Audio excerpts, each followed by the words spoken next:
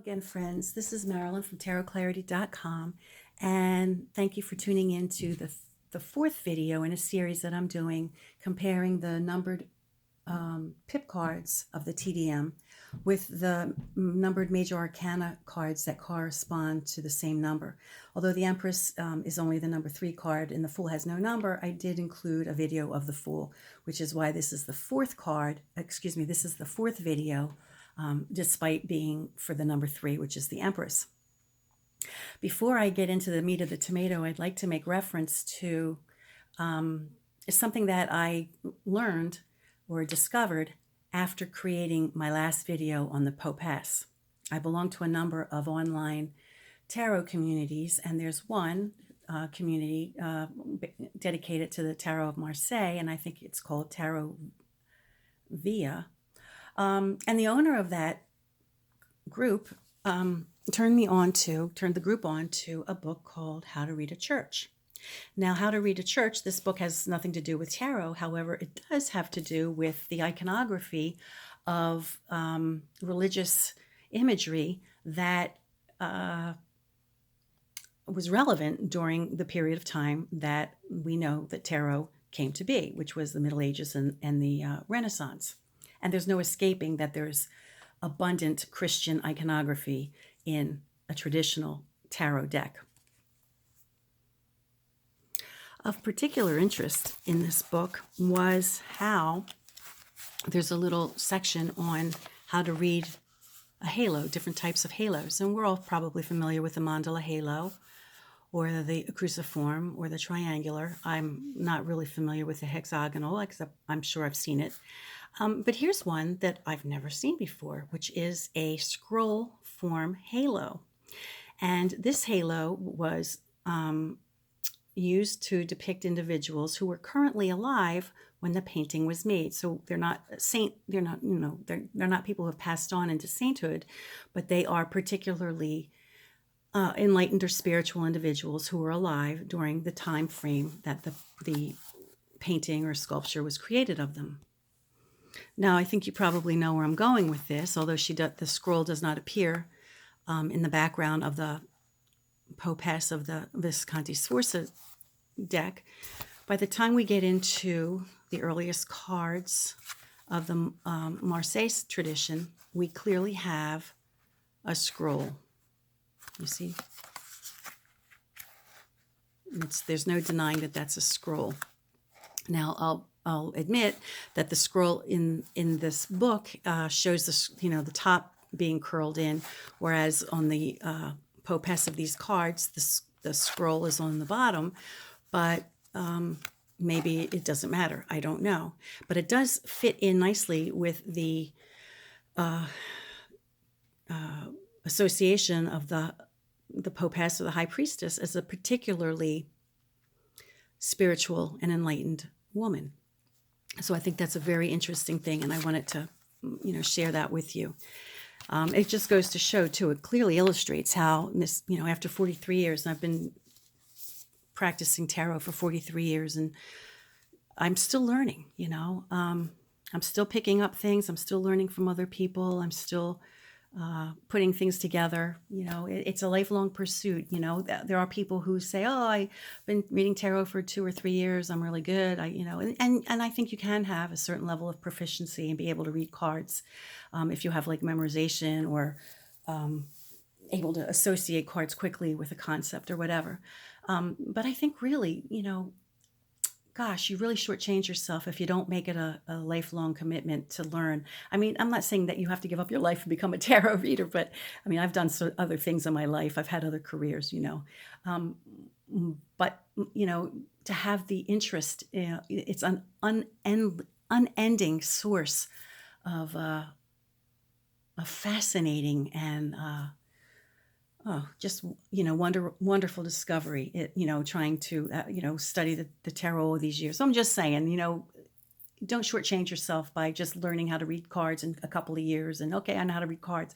The more in depth, the more understanding, the more connections you can make with the source of these cards, the greater your understanding of and your wealth of knowledge in being able to interpret them on multiple levels. Okay.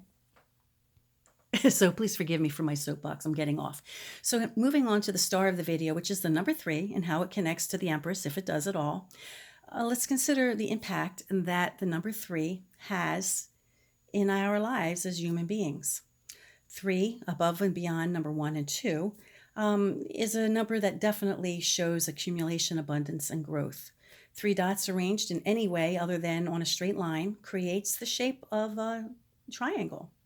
And it's the first number to do so. And although a triangle is only a 2-dimensional shape, with a little imagination and creativity, our intellect can expand upon it and grow upon the idea of a triangle into a 3-dimensional space, an object that occupies 3-dimensional space, such as a triangular pyramid or a tetrahedron.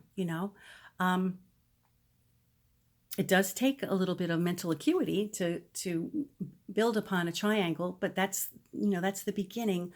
Number 3, kind of marks the beginning of putting things together and manifesting or creating something from a concept. 1 is the spark, the idea. 2 is let's organize to get this thing going. And 3 is like, I got a plan and I know how I'm going to do it. If you simply even just connect 3 dots and keep it within the confining restraints of a straight line, we still can create the abstract concept of a beginning, a middle, and an end. And if you expand upon the beginning, middle, and an end, you can associate it or, understand it as birth, life, and death, past, present, and future.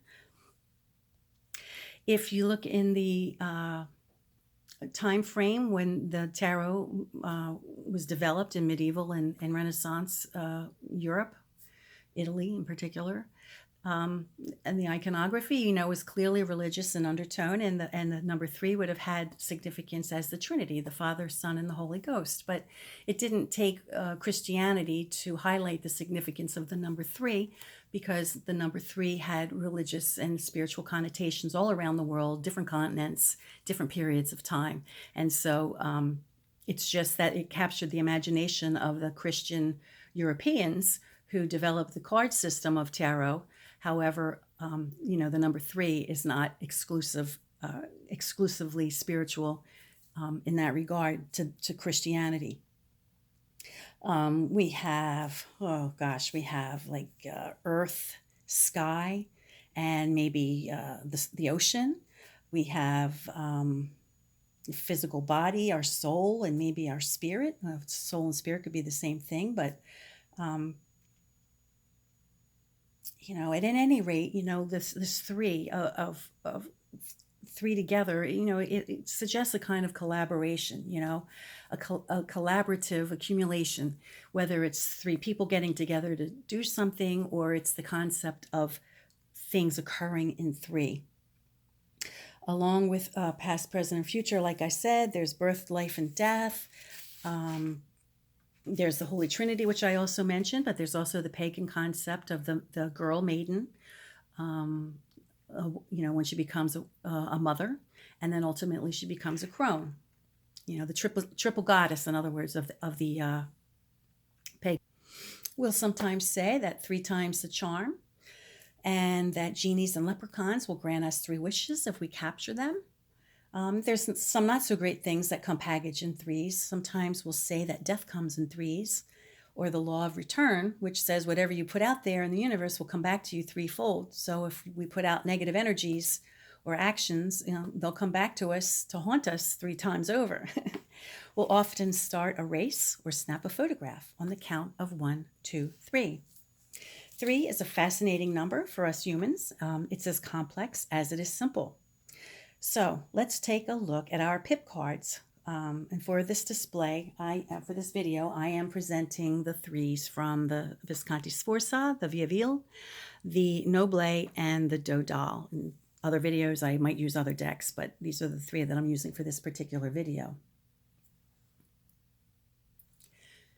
Now, one of the ways that I learned, and I taught myself, no one taught me, but one of the ways I taught myself to be able to remember what, or to have not even remember, but to have an understanding of what, say, for example, the 3 of Swords might mean when it shows up in a reading, is no memorization is required in order to do this, and it just becomes as natural as riding a bicycle. So there's no need to try to call to mind any image that you might find in like a Rider-Waite-Smith deck. In fact, it would be a huge mistake to read the Marseille style deck or TDM style deck from Italy by superimposing Rider-Waite-Smith imagery onto it. And I'll demonstrate why in a second.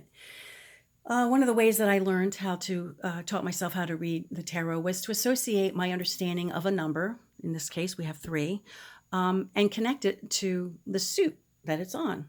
So I came to recognize the suit of swords initially as a suit of aggression, as a suit of action. Later, I was able to associate it with acuity, mental acuity, intelligence, and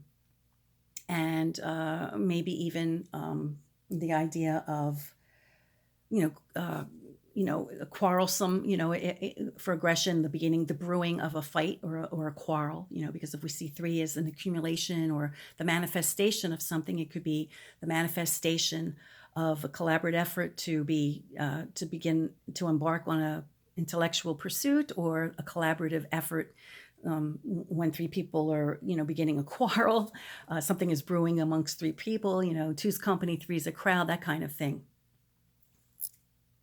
It might suggest improved communication between individuals. So you have a lot of flexibility with the 3 of Swords if you think of them, think of all the possibilities of what a 3 of Swords could mean in a spread, and based on the question, the answer or the interpretation of the cards as it relates to the question. Now, when we get to, say, the 3 of Swords in a Rider-Waite-Smith deck, you see that the one concept that clearly it focuses on, I'm sorry about the glare, is the concept of a quarrel, a storm brewing. And number 3 is a low number. It's a relatively low number, although it does begin to address abundance. It's not a 8 or 9 or a 10. And this image sort of looks a lot more severe than the weight. I would give a 3.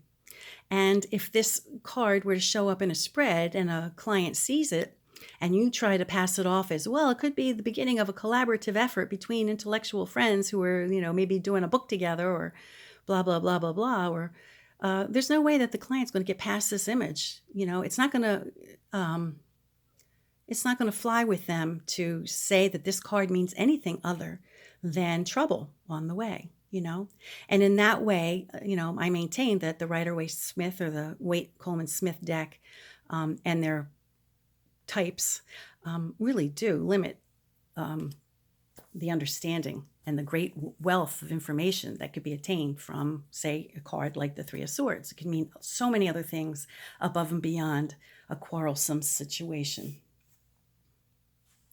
Now let's look at the 3 of Cups. Depending on what you associate cups with, I associate cups with water. I associate cups with emotion.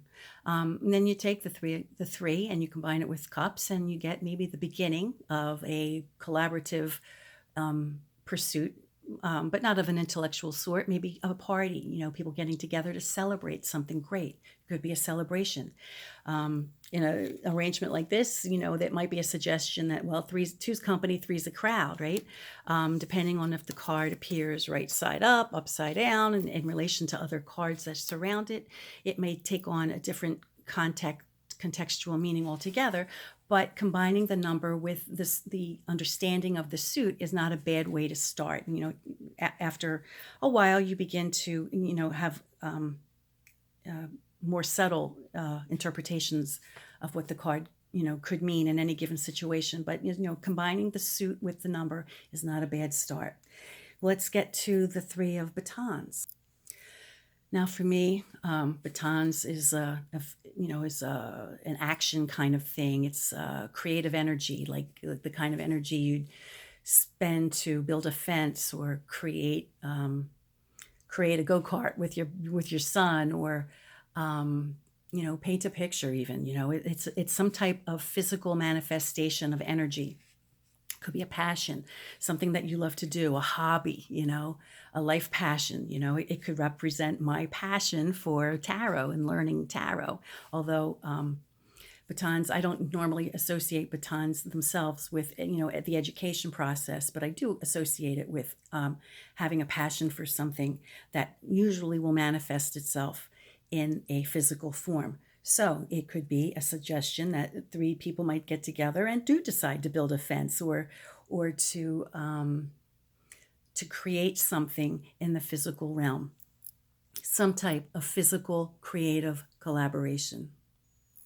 So now when we get to the 3 coins, for me, coins is a very material earth, a physical thing.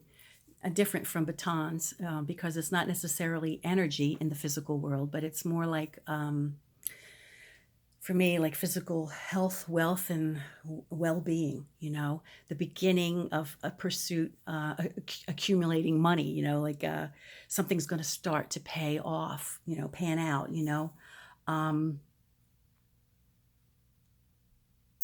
it's not a huge number, so having 3 coins isn't as great as having 10 coins, but having 3 coins means that there's an upward trend.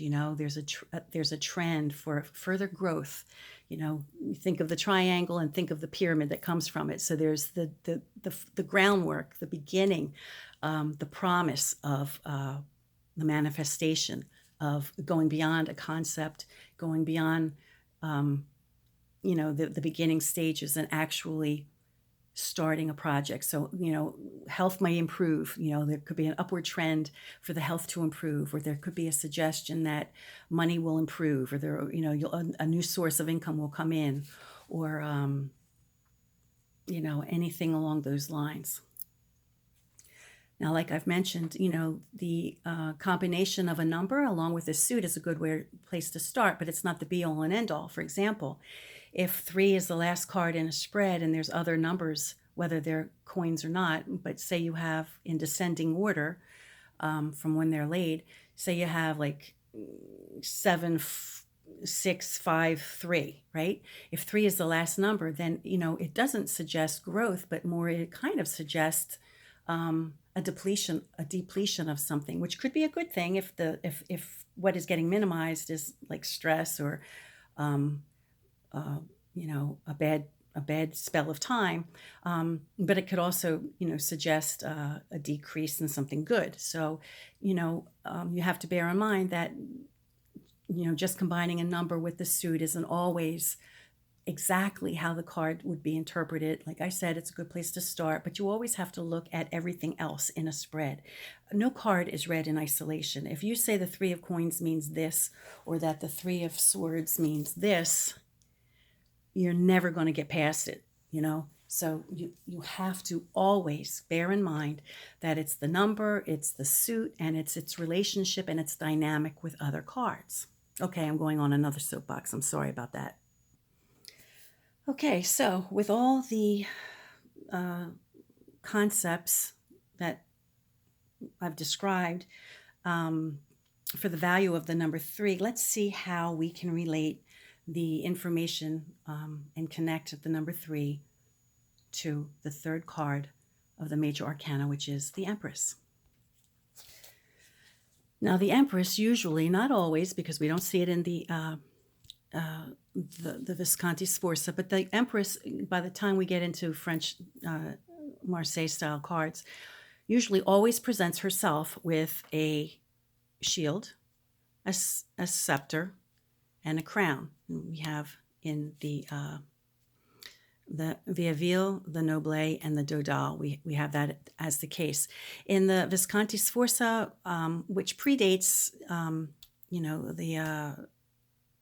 the Marseille by maybe 200-300 years, we don't have a scepter in her hand, but we do have a shield and we do have the crown. When we see these 3 things in particular, we'll put this one aside for now, but when we see those 3 attributes or accoutrements of the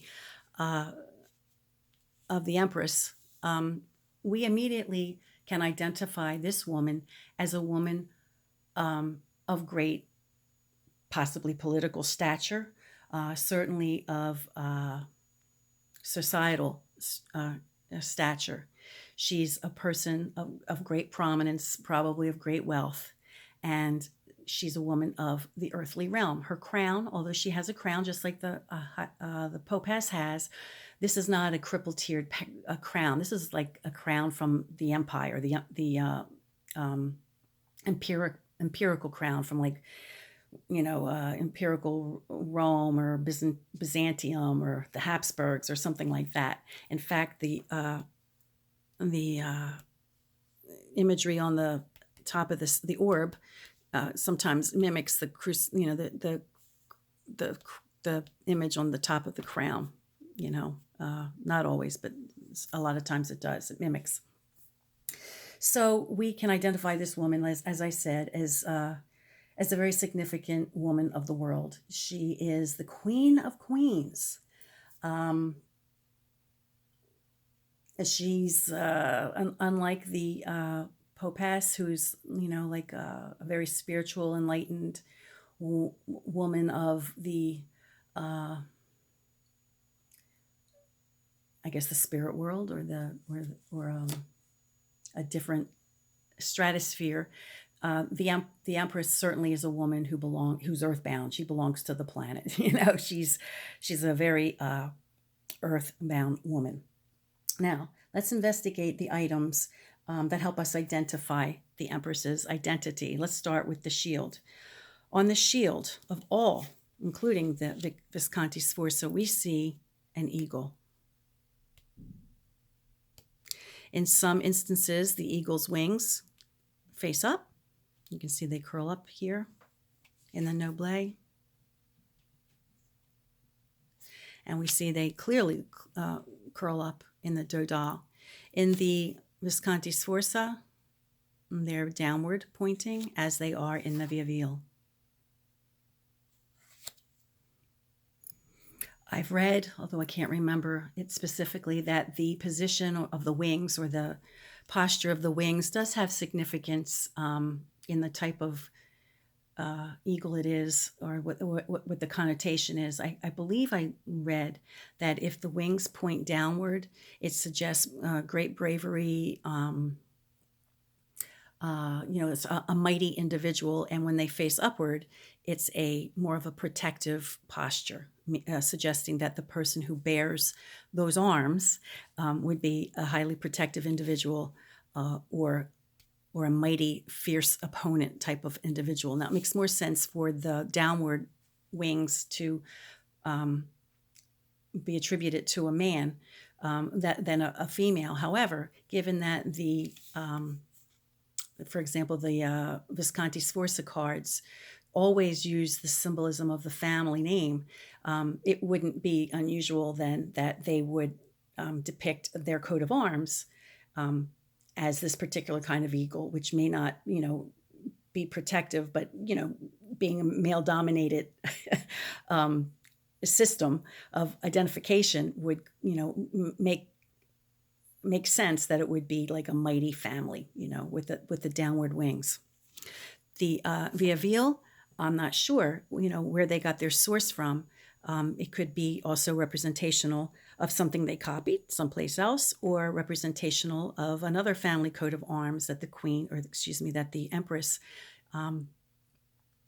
is holding. But clearly, by the time we get to the Noblet and the Dodal, we have the upward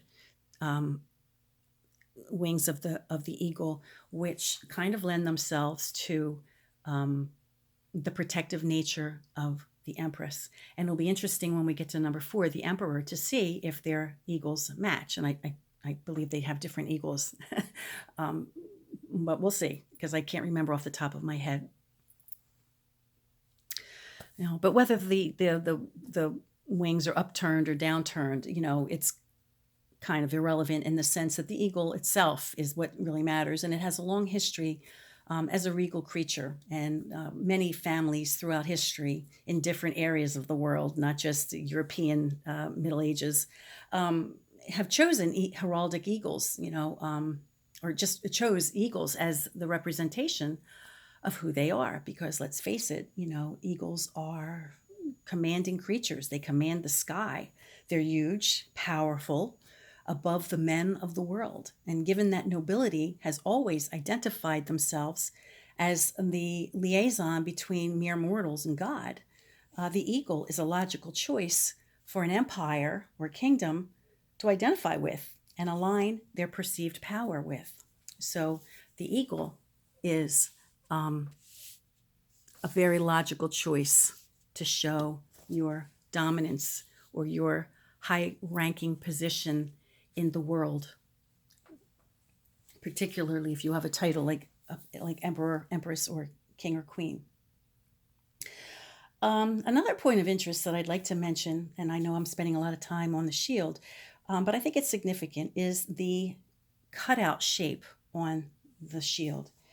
It's a little hard to see on the Visconti Sforza, but I do want to point it out. Do you see here? There's like a little cutout shape of what kind of resembles like where the thumb hole for like a artist palette, for example. You know, you slip your thumb in there. We also clearly can see it in the Vieville shield. You know, we clearly see it cut out. When we get to the Noblet and the Dodal, it becomes a little more ambiguous. Is this a cutout thing here? It kind of becomes like a optical illusion because it kind of almost looks like her stomach is protruding and hiding the shield more than it looks like a cutout. And while the darkness in this area here, you know, almost looks like the negative shape where the bouche, that's what it's called, it's a bouche, might be, we realize though that it's really her sleeve. So it's not really the cutout of the thing, of the shield. And we have the same thing going on here with the Dodal. Was this copied to be intended as a bouche?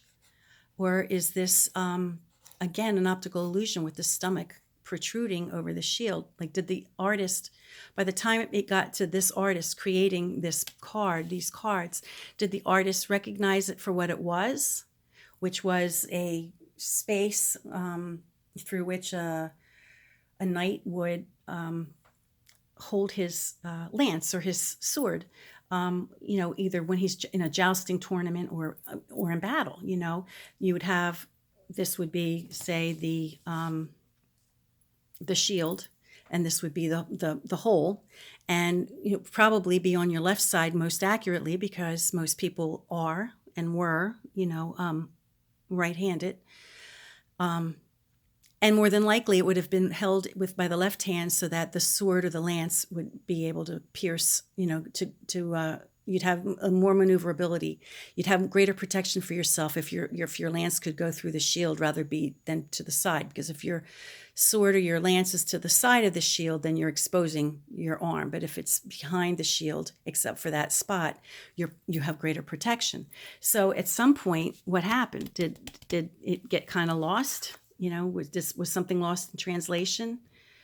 Was this, you know, a misunderstood way to create the, you know, to create the bouche? You know, is this in other words, is this an optical illusion? Truly, you know, is this the stomach, protruding above and beyond the shield, or is this actually the bouche? You know, for the lance? It becomes a little less clear. And it becomes less clear also because notice that in the depiction where it's painted, it's on the left side of the Empress, which, as I mentioned, makes sense because the lance would be in the right hand. So the shield would be on the left side of the Empress. Same with the Vieville. You know, it's on the left side and it's got the bouche. But by the time we get to the Noblet and the Dodal, we have a bouche maybe, you know, a protruding belly maybe, and it's clearly on the opposite side. And because it's on the opposite side of these two cards, so is the scepter, right? The scepter now is being held by the left hand. But when you go, and I did this, when I look up emperors and kings and queens, and even our neighbor Queen Elizabeth across the pond, even she holds her scepter in her right hand. She doesn't hold a shield, but she does hold her scepter, and it's, you know, it's in the right hand. And every depiction I've seen of a ruler with a scepter, it's in the right hand. So the correct, and I'm using quotation marks, the correct hand to be holding your scepter is the right hand, and the correct position of the shield is on the left knee. Now, this is really kind of an interesting thing, because along with the ambiguity about the boche or the stomach, you know, what are we looking at here? We also see that at some point the image flipped, you know. Now the Vieville is clearly an engraving, you know, a carving. So whatever source they used, this particular artist was trying to be true and, you know, consider that when the object is flipped, that, you know, if he didn't do it in reverse, that the shield and the scepter would be held in the wrong hands, you know. But by the time we get to the Noblet and the Dodal, was the person, you know, so far removed from the original thing that he just copied the way it looked on, say, a card like this, and then when he, you know, when they printed it out, you know, it just was in reverse, and maybe nobody at that point or that stage gave a fig, you know. I don't know.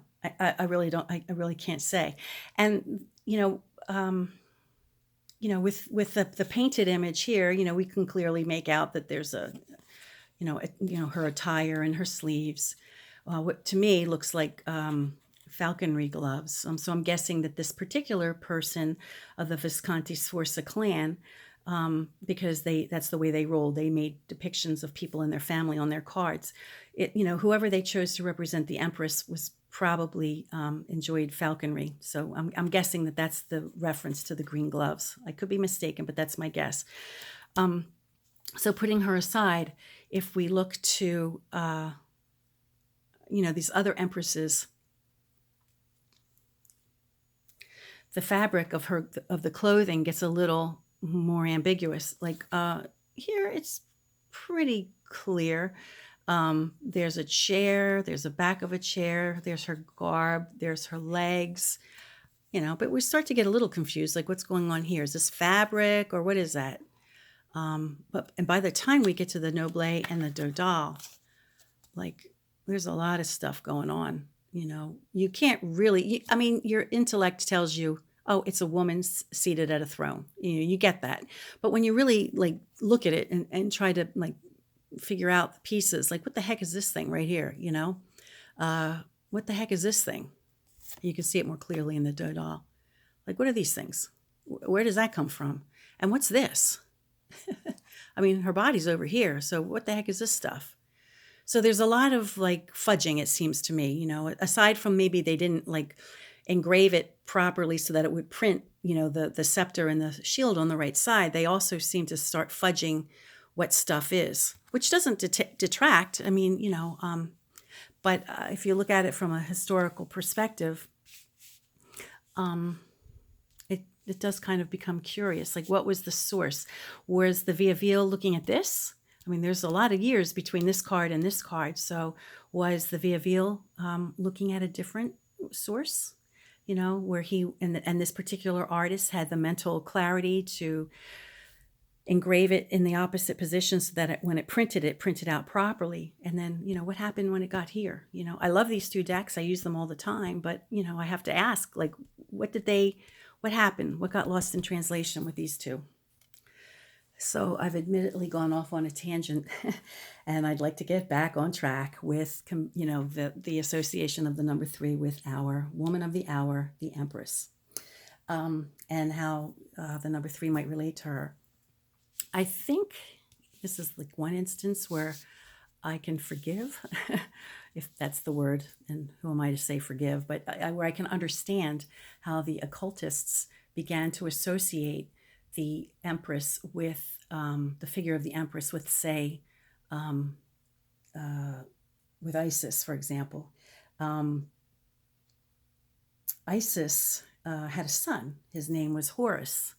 Horus, in his adult life, was often represented as an eagle because as I mentioned before, the eagle is a very, noble symbol for, powerful families to assume. So Horus was associated in ancient Egypt with an eagle. Now, in depictions of him as a baby, he's postured sitting on his mother's knee, just like, very similar to the way like baby Jesus is sitting on the Virgin's lap. And so, if you're thinking that the tarot came from Egypt, which is, the position they maintained, and they're looking at the shield of an eagle on the lap of a woman, it makes a good case for saying, that represents Horus and the woman is Isis. I can see them making that association, with that. I don't think that that is truly what's going on, but I can understand how an association with Egyptian iconography kind of leaked into their understanding or their agenda of creating an Egyptian myth.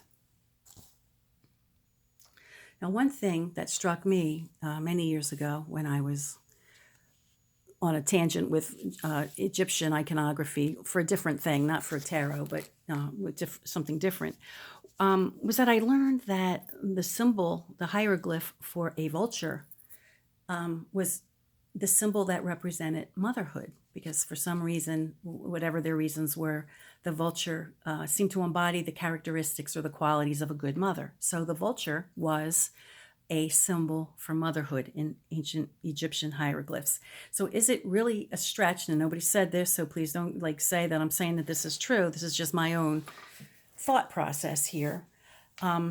Is it a possibility that the occultists also saw the eagle on the shield of the Empress and not only associated it maybe with Horus, but also with the symbol of the vulture as a symbol of motherhood? And even if it's not true, if you kind of think of that in terms of the symbol of motherhood, it kind of makes sense, because the way the Empress has evolved now, she clearly is not only just a woman of the world, of high stature, of power, but we've also established that there's a fertility, if we consider the number 3 and the growth process and the ambiguity of whether or not this is a maternal, pregnant belly or an optical illusion. We clearly sort of get the distinct impression that the Empress is a fertile woman. And so is it really that hard to imagine that the eagle on her shield could be doing a little bit of a double duty as, not only showing her association with an emperor and their heraldic significance, but also doing double duty as a kind of play, as a reference to vulture and motherhood. And another interesting thing is that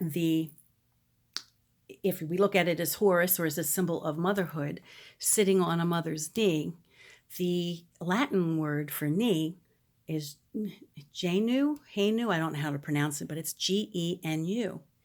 And that word is the root word for generation, generational, or, from one generation to another.